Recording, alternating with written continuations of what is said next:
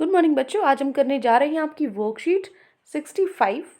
ठीक है, विषय विज्ञान, कक्षा 9, हमारी डेट 9 दिसंबर के लिए। तो चलिए शुरू करते हैं। आज की वर्कशीट में हम अपना पाठ कार्य तथा ऊर्जा, इसमें पढ़ेंगे बल द्वारा किया गया कार्य। जो हमारा कोई भी कार्य करते हैं हम, तो उसमें कुछ ना कुछ बल लगता है, चाहे वो थोड़ा लगे चाहे ज़्यादा लगे। ठीक है, हम कब कहते हैं कि एक बल द्वारा कुछ कार्य हुआ है, क्या होता है एक बल द्वारा कार्य होना। तो देखो, जो वैज्ञानिक रूप से कार्य होता है वो आम रूप से थोड़ा अलग होता है। जो हम सोचते हैं कुछ चीज़ें, वो कार्य में नहीं आती। उदाहरण अभी मैं दूंगी आपको। यदि एक बल के लगने पर किसी वस्तु की विराम अवस्था अथवा गति की अवस्था में परिवर्तन आता है, मान लीजिए आप गति में हो, आपकी गति धीमे हुई है, या फिर आपकी गति, ब्रेक लगा दी है गाड़ी के, तो आप गति में थे, आप विराम अवस्था में आ गए हो। और आप विराम अवस्था में थे और मान लीजिए आपको धक्का दे रहे हो, आप गाड़ी को, गाड़ी खड़ी है, धक्का दे रहे हो, तो वो गति में आ जाएगी। तो उसकी अवस्था वो बदली है, किसके कारण? बल के कारण। जब हमने बल लगाया है और उसकी अवस्था में परिवर्तन आया है, तो हम कहते हैं कि बल द्वारा कुछ कार्य हुआ है। ठीक है, इसलिए जो पढ़ना, लिखना, सोचना, ये सब बातें करना, ये वैज्ञानिक रूप से कार्य की श्रेणी में नहीं आते। अब देखो, इसके कुछ नियम होते हैं। एक नियत बल द्वारा कार्य होने के लिए परिस्थितियां, या तो दो परिस्थिति होती हैं, दो आपके नियम होते हैं, ये ज़रूरी होते हैं अगर आपको किसी भी चीज़ को मानना है कि किस चीज़ को कार्य माना जाए और किस चीज़ को कार्य नहीं माना जाए। ये चीज़ पहचानने के लिए दो नियम हैं। ये दोनों अगर पूरे होंगे तो माना जाएगा कार्य हुआ, नहीं होंगे तो नहीं माना जाएगा। पहला है, वस्तु पर कोई बल लगना चाहिए, कोई ना कोई बल लगेगा तो ही कार्य माना जाएगा। और वस्तु विस्थापित होनी चाहिए, उसकी जगह चेंज होनी चाहिए, उसकी अवस्था बदलनी चाहिए। ये दोनों की दोनों जब हमारे नियम पूर्ण होंगे तभी माना जाएगा कि कार्य हुआ है। यदि इनमें से कोई भी परिस्थिति पूरी नहीं होती है तो कार्य नहीं किया गया। इसीलिए जो लिखना है, सोचना है, पढ़ना, ये सब कार्य की श्रेणी में नहीं आते। क्योंकि आप सोच रहे हो बैठ के, आप पढ़ते हो तो आप थक जाते होगे, लेकिन क्या होता है उसमें जो अवस्था है वो नहीं बदल रही ना आपकी। ठीक है, जहाँ पे आप पहले बैठे बैठे थे वहीं आप भी बैठे हो, तो इसको कार्य की श्रेणी में नहीं रखा जाता। ठीक है, वैज्ञानिक रूप से कुछ उदाहरण जहाँ कार्य नहीं होता, उसके उदाहरण हम पढ़ते हैं। जैसे एक स्थिर दीवार को धकेलना। आप क्या करो, एक दीवार को धक्का लगाओ। ठीक है, आप चाहे उसको 2 घंटे तक धक्का लगाओ, आपका बल लगेगा, जोर लगेगा आपका, लेकिन क्या होगा, वो जो दीवार है वो वहीं रहेगी। तो माना जाएगा कि आपने कार्य किया ही नहीं।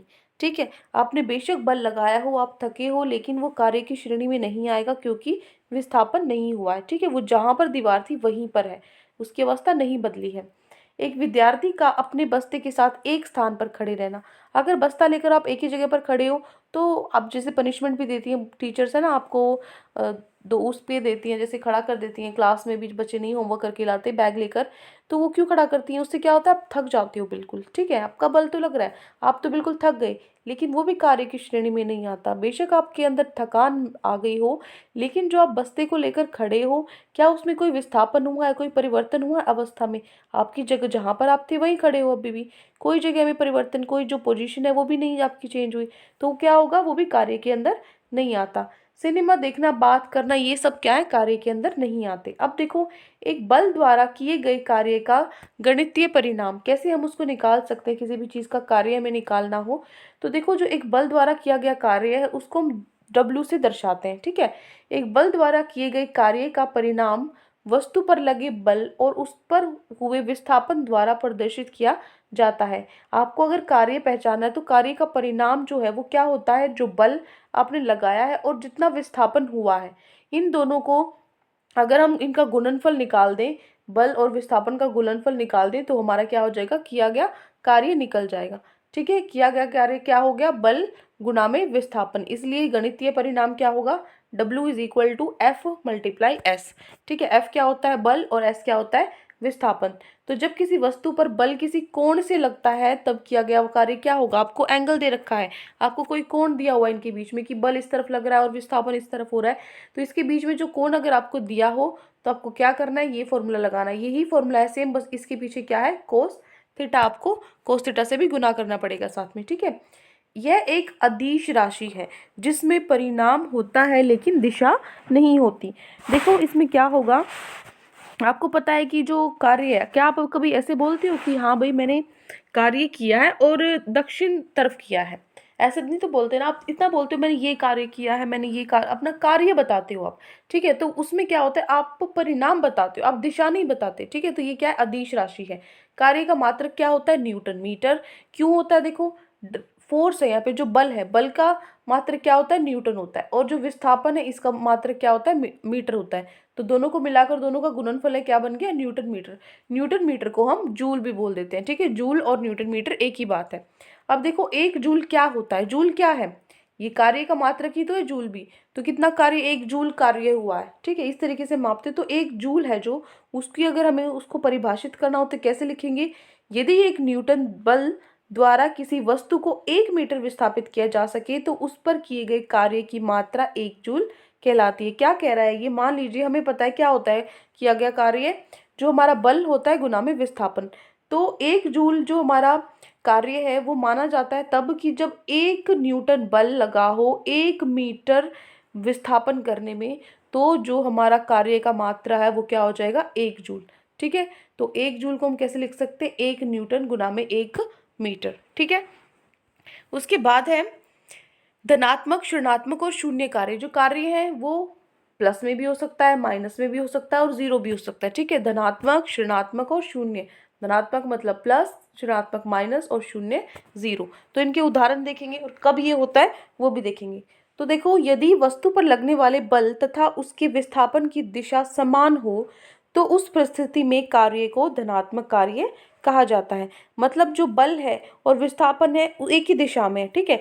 यहाँ पर आप बल लगा रहे हो और विस्थापन भी यही हो रहा है, तो वो क्या होगा, धनात्मक कार्य होगा। इसके उदाहरण जैसे एक बच्चा है वो खिलौने को खींच रहा है, या फिर चुंबक है वो लोहे के जो छोटे छोटे कण है उनको खींच रहा है, ये धनात्मक कार्य के उदाहरण है। उसके बाद है, यदि वस्तु पर लगने वाले बल तथा उसके विस्थापन की दिशा एक दूसरे के विपरीत हो, मतलब बल इधर लग रहा है और विस्थापन इधर हो रहा है, ठीक है, उनकी जो दिशाएं हैं वो विपरीत हो, उल्टी हो एक दूसरे से, तो ऐसी परिस्थिति में कार्य ऋणात्मक कार्य कहा जाता है। जैसे उदाहरण के लिए लिखो, एक चलती हुई कार में ब्रेक लगाना, ठीक है, आप एकदम से कार में ब्रेक लगा देते हो, या एक गोलकीपर द्वारा फुटबॉल को रोकना, ठीक है।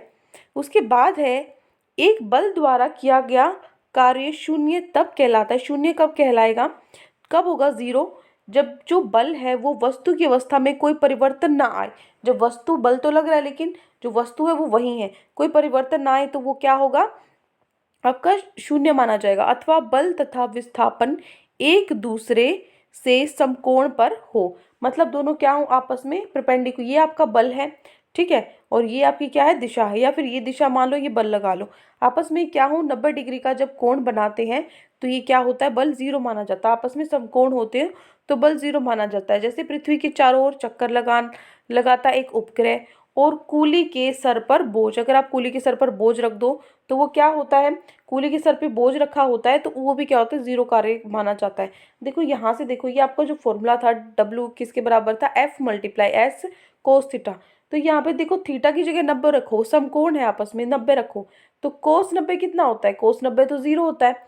कोस 90 जीरो होता है, तो ये जब एफ और एस को, जब कोई किसी भी चीज को जीरो से ही गुना करोगे तो जीरो ही आता है, तो ये पूरा जीरो हो गया, तो मतलब जो कार्य है वो जीरो हो गया, ठीक है। तो ये था आज वर्कशीट में आपकी, कि हम जो कार्य है वो कब ऋणात्मक धनात्मक होगा, शून्य कब होगा, जूल क्या होता है, ये कुछ छोटी छोटी चीजें थी। बहुत ही आसान चैप्टर, आसानी से आप इसमें बहुत अच्छे मार्क्स लेकर आ सकते हो। तो चलो अब अपने प्रश्न उत्तर करते हैं। ये 5 प्रश्न आपको दिए गए हैं आज की वर्कशीट में। पहला है, परिभाषा आपको देनी है कार्य की और जूल की, 1 जूल कार्य की। तो देखो, ये आपका प्रश्न नंबर 1, परिभाषित कीजिए किया गया कार्य। तो इसमें लिखोगे आप, यदि एक कार्य के लगने पर किसी वस्तु की विराम अवस्था अथवा गति की अवस्था में परिवर्तन आता है तो हम कहते हैं कि उस बल द्वारा कुछ कार्य हुआ है, ठीक है। परिभाषा में क्या लिखोगे कि जो आपका अगर क्या हो, वस्तु की विराम, उसकी अवस्था में परिवर्तन और किसके कारण हो, बल के कारण हो, तब हम बोल सकते हैं उस बल के द्वारा क्या हुआ है, कार्य हुआ है। ये हो गई आपकी डेफिनेशन, परिभाषा, किया गया कार्य, ठीक है। उसके बाद है दूसरा आपका पार्ट, बी पार्ट में है 1 जूल कार्य। 1 जूल कार्य कब माना जाएगा, यदि जब 1 न्यूटन बल द्वारा किसी वस्तु को 1 मीटर विस्थापित किया जा सके तो उस पर किए गए कार्य की मात्रा 1 जूल कहलाती है, ठीक है। 1 न्यूटन जब बल हो और 1 मीटर विस्थापन हो तब 1 जूल माना जाता है, ठीक है, कार्य।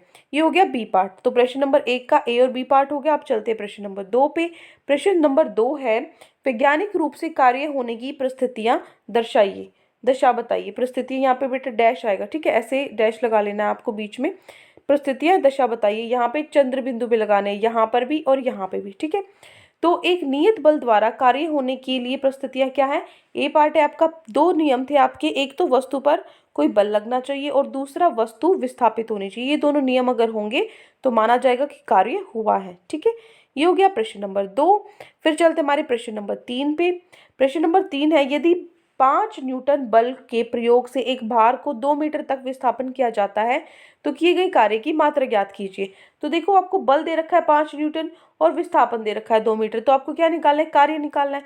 तो हमें पता है कार्य का फॉर्मूला क्या होता है, सूत्र क्या होता है, किया गया कार्य बल गुना में विस्थापन, इन दोनों का गुणनफल होता है।